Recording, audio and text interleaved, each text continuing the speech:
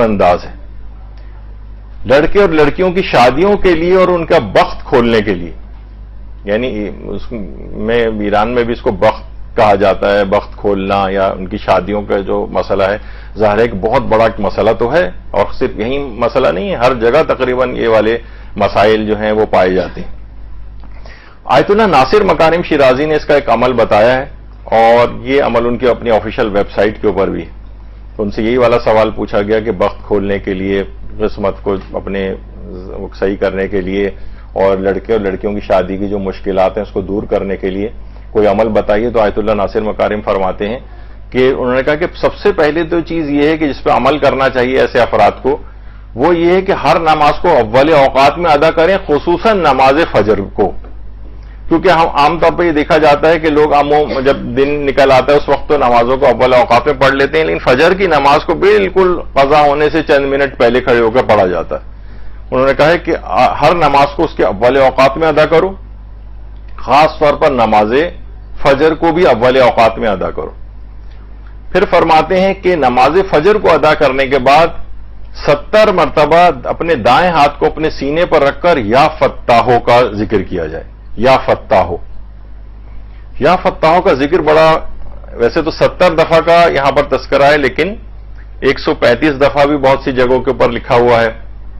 خاص طور پر اگر انسان کو اپنی قسمتوں کے بند دروازوں کو کھولنا ہے تو اس ذکر پروردگار کے عالم یا فتاحو کو 135 دفعہ یا بہت سی جگہوں پہ 125 دفعہ پڑھنے کو کہا گیا ہے, تو یا کسی جگہ پہ 90 دفعہ بھی کہا گیا ہے.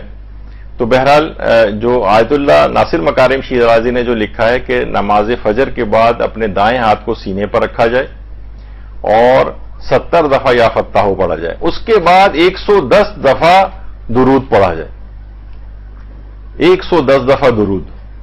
اس کے بعد فرماتے ہیں کچھ مقدار حوقلہ کی پڑھی جائے, جس پر ہماری ایک نشست ہو چکی ہے, لا حول ولا قوت الا باللہ العلی العظیم. کچھ مقدار یہ نہیں بتائی گی کتنی, لیکن 10 دفعہ پڑھ لیں, 20 دفعہ پڑھ لیں, جتنا بھی.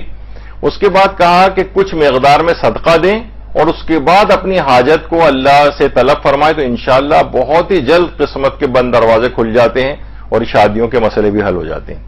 یعنی میں پھر اس کو ذکر کر دوں کہ پہلے تو نمازوں کو اول اوقات میں ادا کریں, خاص طور پر نماز فجر کو. پھر نماز فجر پڑھنے کے بعد دائیں ہاتھ کو سینے پر رکھ کر 70 دفعہ یا فتاحو. یا فتاحو کو کہا جاتا ہے کہ یہ غفلت کو دور کرنے والا بھی ذکر ہے. یعنی انسان بعض اوقات عمومی زندگی, اپنی عام زندگی میں ذرا غافل ہو جاتا ہے, غفلت کو بھی دور کرتا ہے.